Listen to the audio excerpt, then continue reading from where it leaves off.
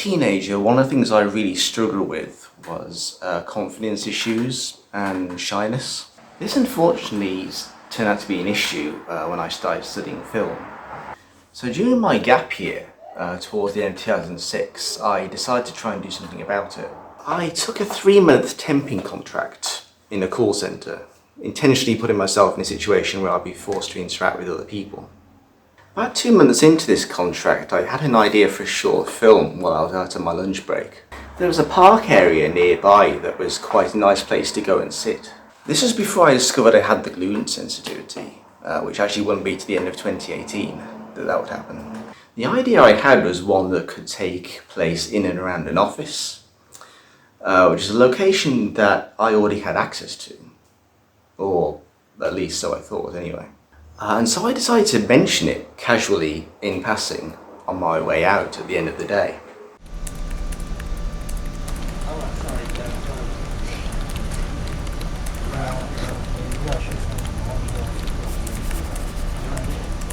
Do you want a full reference number? 646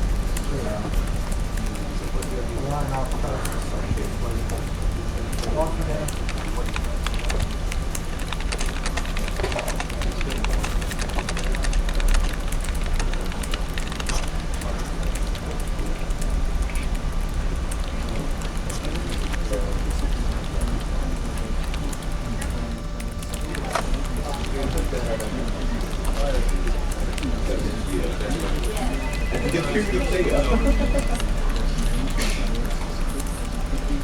And so then I went home, as I usually did, not really thinking anything of it.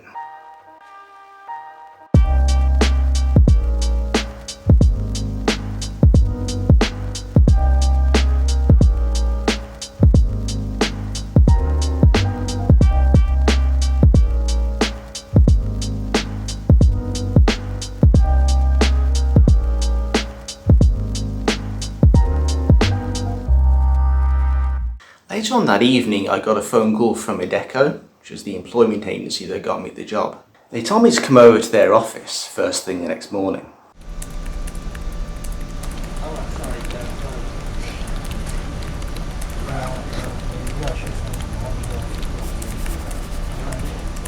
Do you want a full reference number? 646 line out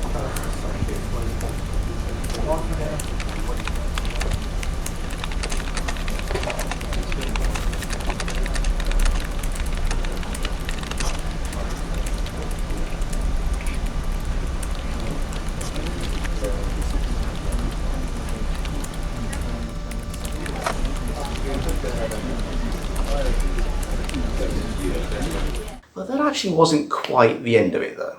Several years later, at the start of 2011, I did another temping job, this time at the office of the Public Guardian. Almost the exact same amount of time into this contract, I ended up seeing one of my supervisors from Lloyd's.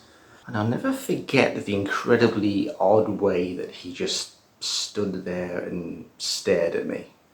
He didn't move a muscle at all, just gave me this fixed look. The day after, I happened to glance down briefly for a moment while a task was being explained to us.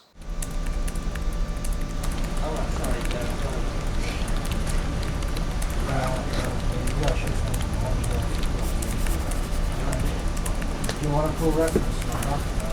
646 line out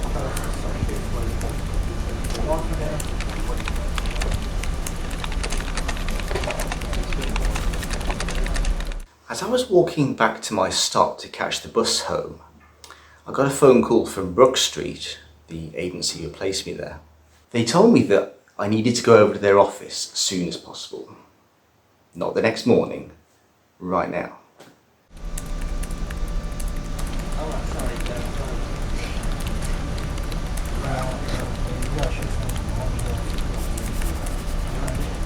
Do you want a full reference number? 646 But anyway, back to my gap year. So after that Lloyd's contract ended, I tried to apply for several other jobs, but without any success, and ultimately ended up going down to the job centre to sign on.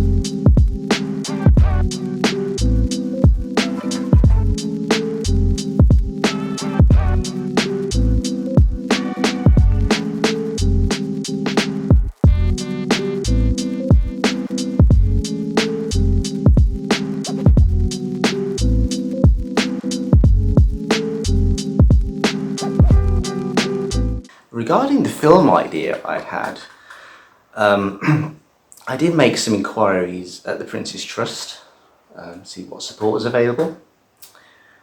The chap I spoke to on the phone made it very clear they weren't interested in that in any way, shape or form. Unfortunately, around this time in mid-May, during one of my job centre appointments, I happened to let slip that I deferred my H&D place at college and that I was planning to go back in September.